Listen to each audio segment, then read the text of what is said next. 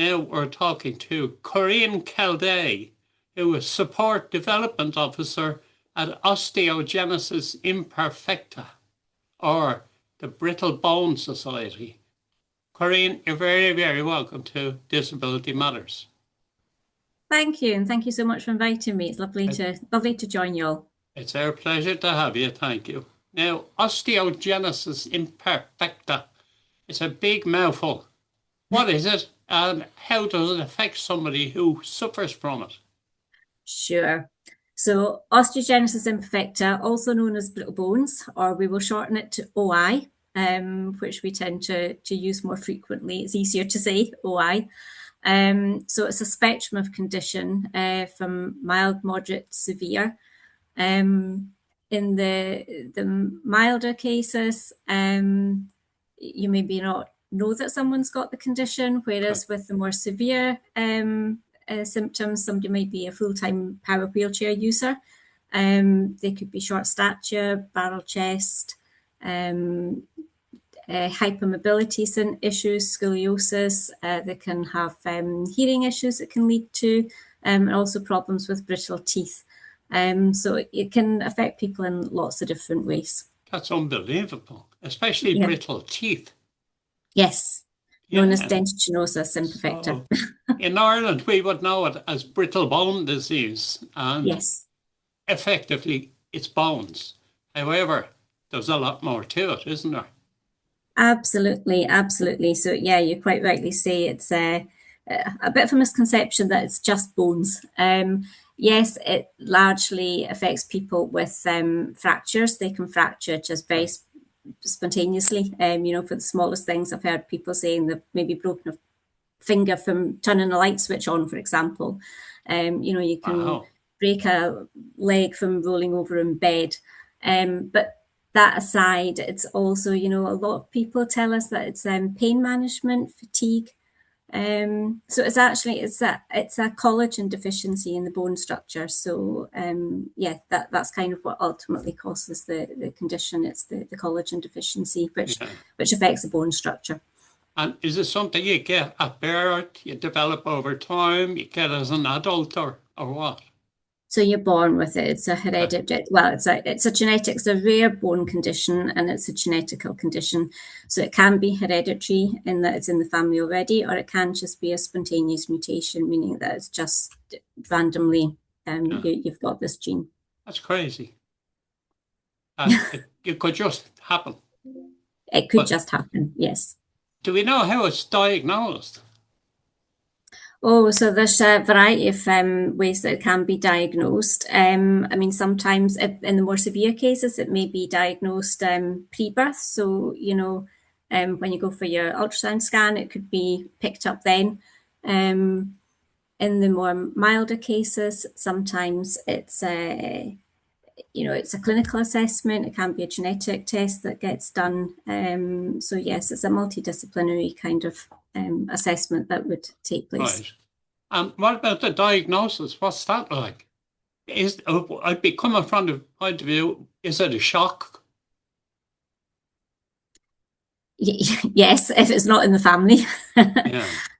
Yes, obviously for new people, never heard of the condition before, this can be, a bolt out of the blue, so to speak.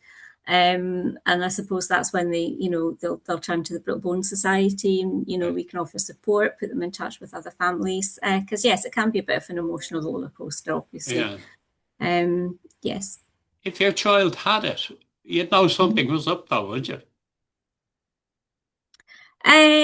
So that's a good question. Yes, I guess. Sometimes it's, for if babies fracture, for example, if a baby has a fracture just from rolling over in their cot, that's not a normal thing that you would expect for a baby to fracture, So yes, obviously, if they go into the hospital, then A&E, that your baby's leg's not moving, or they're crying an awful lot, or so obviously the doctors have got to investigate things, and then that would possibly lead to genetic testing. There's lots of other questions that may be asked in that process. For older children, if they're just having, lots of fractures, then yes, obviously, further investigations need to happen. Right. And what about treatment? Is there treatment or is there a management plan? So treatment is largely based around bisphosphonates, which is a drug that's used in osteoporosis. Okay. So that's the main treatment management. Also surgery to lengthen or straighten bones, and not lengthen, but straighten the bones.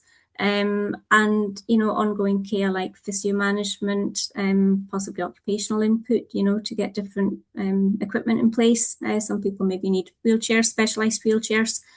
So yes, but there's no cure. Right. You mentioned osteoporosis. In Mm-hmm. Ireland, brittle bone disease comes under the auspices of Osteoporosis Society in Ireland, but they're two different things, aren't they? Yes, so we support people with osteogenesis imperfecta in Ireland as well. So yes, osteoporosis is a different condition. That's something that you would get later on in life, generally. I get you. And is pain management just about medication? No, so the bisphosphonate treatment isn't about pain management. The bisphosphonate treatment is more to strengthen, build the bone, strengthen the bone. Okay. Yeah. So the pain management isn't really there's not a drug to manage the pain. Okay. And do we know how many people would have it? For example, in Scotland. Yeah, so the prevalence is 1 in 15,000 people. Right. So, well, in Ireland, that would probably equate to about 350, 400 people. Yeah. And do we know, is it more likely in boys than girls, or does it matter? No, Doesn't there's matter. there's no difference. Sorry, I said that already. Do you know much about your organisation? When was that founded? So yeah, our organisation was founded in 1968, and we were the first Osteogenesis Imperfecta association in the world, we believe. Very quickly followed by the US, who also set up a society. I think they started in 1970. So we were founded by a lady who was born with a condition in Dundee in Scotland. Right. Called Margaret Grant, and then she also went on to have a daughter with the condition. And yeah, she set up the charity back in 1968, which is why we're still headquartered in Dundee. Brilliant. I think that's like most charities. It's set up around a table by one or two people who suffer with the condition.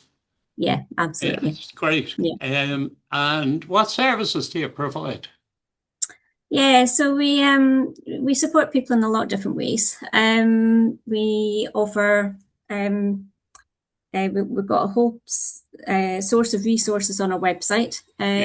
Fact sheets that people can use with, for example, in schools. That's one of our most popular pages that people look at on our website. We run a whole host of events, and we're coming over to Athlone in Ireland at the end of June.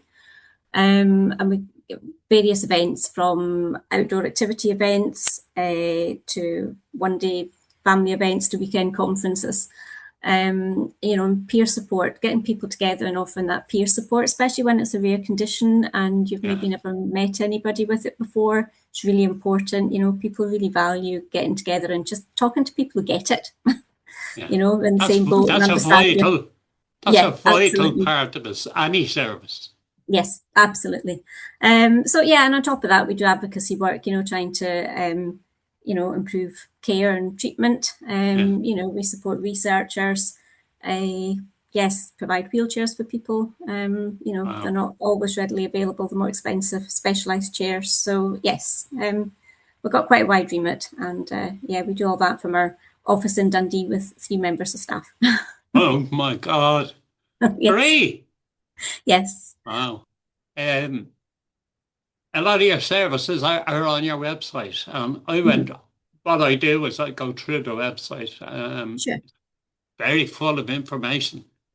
It's full of how to get this and how to get that. And Brilliant. I think it's fantastic. Oh, thank you. That's nice to hear. It's fantastic from the point of view, and I always approach them from the point of view of somebody who had had the condition and knows nothing about it.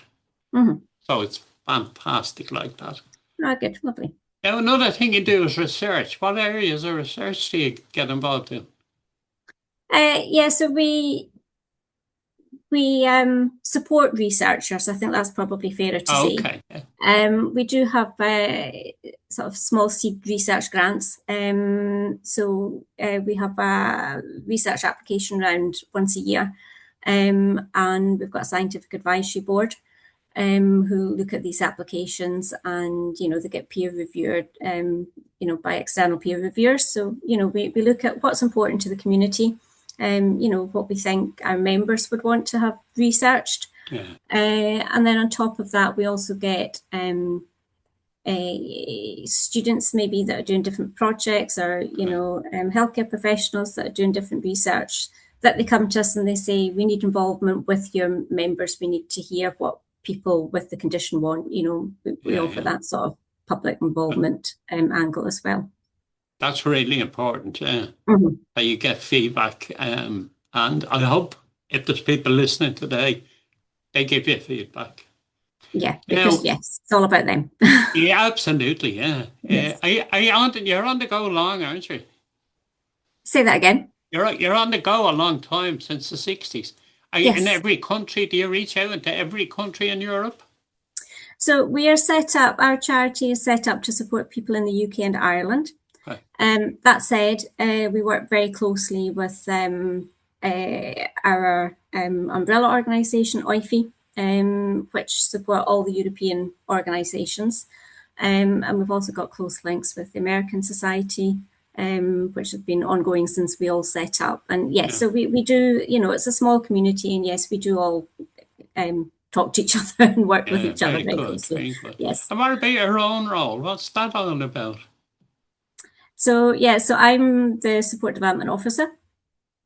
So I'm really the first point of contact for a lot of families. If they've been newly diagnosed, and they get in touch with us, send emails for if they've got anything they want to know about, or they're having issues with getting care, because it's a rare condition. Sometimes people can't find a consultant that necessarily knows about the condition. So yes, I try and sort of do a lot of signposting and organise events, manage the wheelchair applications, and yes, it's quite varied. So you're a busy lady. Yes.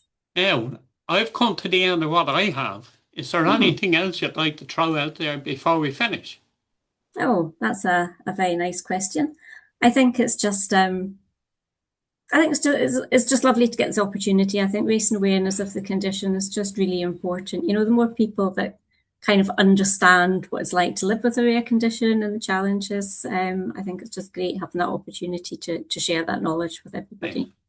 And last question, if there's somebody out there today who's just got a diagnosis, how do they get in touch? Oh, so they can Google for the Brittle Bone Society, and all of our information's on our website.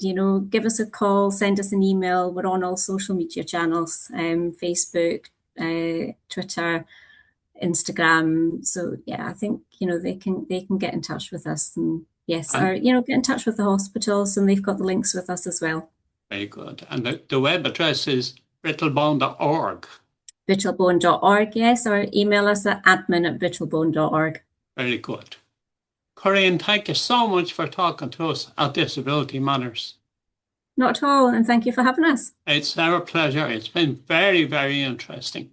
Thank you so much.